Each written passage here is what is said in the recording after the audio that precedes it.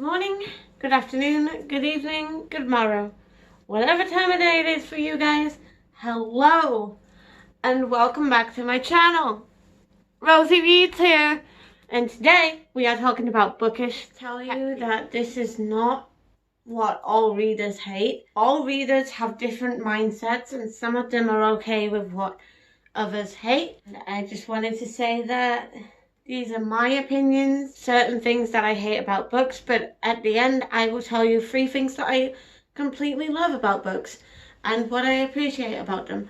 First off, we shall start with dog earing. Now, I do not mind this if it is your own book. If it's your book, do whatever you please with it. I do not care, really.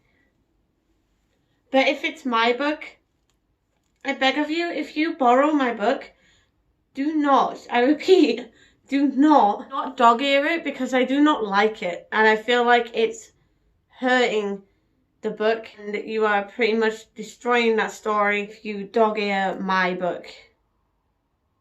I'm not okay with it. But if you want to add extra tabs to my book, you can do. Do as you please. Just don't dog ear my books. Pet peeve of mine is I do not like the fact that if a series comes out and they bring different covers out and they're not matching, I don't like it. It's like with my Hunger Games, I'm annoyed at myself that I have 2 limited edition Hunger Games books and then the first book is just a normal black book. It really annoys me. And it may annoy quite a lot of other readers as well. So if you are wanting to get a reader their favourite series, either get them a limited edition, like all of them limited edition, or try and get them all in matching covers. For pet peeve is receiving a water damaged book or a book that's been drawn in. Now, don't confuse this with being an annotated book. Annotated books that are written in, I am fine with. It's just if I receive a book that is drawn in and the drawing has no meaning towards the book, then I do not appreciate it. I have a few books that I got from the charity shop and I didn't realise that they were either water damaged or drawn in, and it just annoys the hell out of me. Because I'm just like, you decided to buy that book and then you decided to pretty much damage it and nearly destroy it by drawing on it or water damaging it. Why? Why would you do that? It's just not right. You treat a book like it's a baby. You don't treat it like shit, pretty much. You may be confused with this, but I don't like books that have hideous covers but actually have an amazing story. I haven't got any of these, I don't think. But it's just like, why did you make such a horrible cover for this specific book? And then decided, oh, it's going to be a really good story. Like, if you want to attract people towards a book, make a really good cover to it. That's what I suggest. Make a really good cover to it.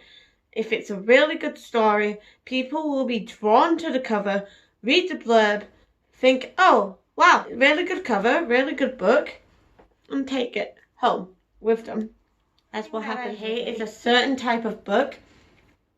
I can't remember what you call them, but the cover is smaller than the front page, and the front page has like just any colour at the side of the cover. I don't see the point in that, and it annoys me because I like my covers to be completely straight, not slightly shorter than the first page. I don't like that. Last really pet peeve is when you come across a really difficult name of a character or a really difficult name for a place. When you pronounce a name or a place and you don't know how to pronounce it, and then you meet someone else and they pronounce it completely differently, and then you don't know which way is right, the right way to pronounce it. And then you're just like so confused about it. And then you find out that you were pronouncing it wrong all along and your friend was. It's really annoying. I'm not gonna lie. That's enough negativity for now. Let's move on to the 3 things that I love about books and Christmas advice.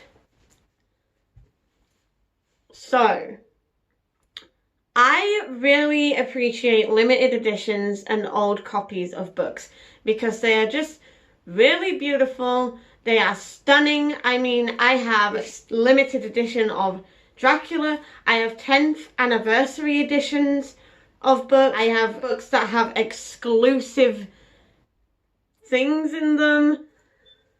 I just really appreciate them.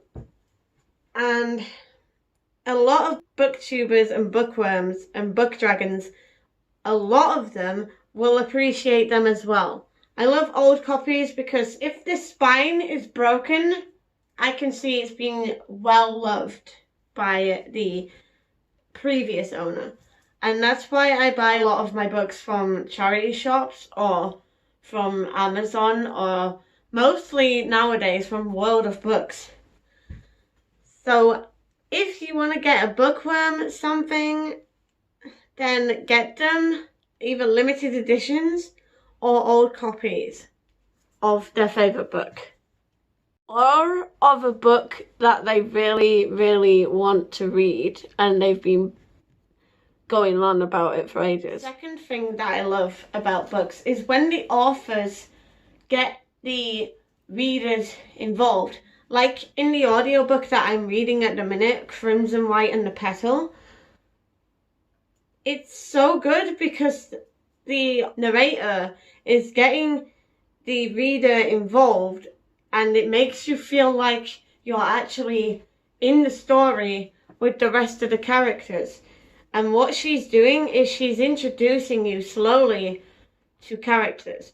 Like you start from the bottom of the hierarchy and then you work your way up to the top. At the minute I'm with a writer called William Runkum, something like that. The last thing I appreciate is for the people who make book boxes. I really appreciate those people who make time to make book boxes either every month or every 3 months or anything like that. I appreciate those people for doing this. If you think about it, they don't have to do that for us, but they choose to do it because they want people to be happy and it's their job as well. I would love to have that job, to be honest. I mean, it'd be really fun to have a job like that. Okay, so that is all I have for you guys today. If you liked it, please make sure to give it a big thumbs up and comment below what your biggest bookish pet peeve is. And I shall see you in the next video. Stay luscious, guys. Bye!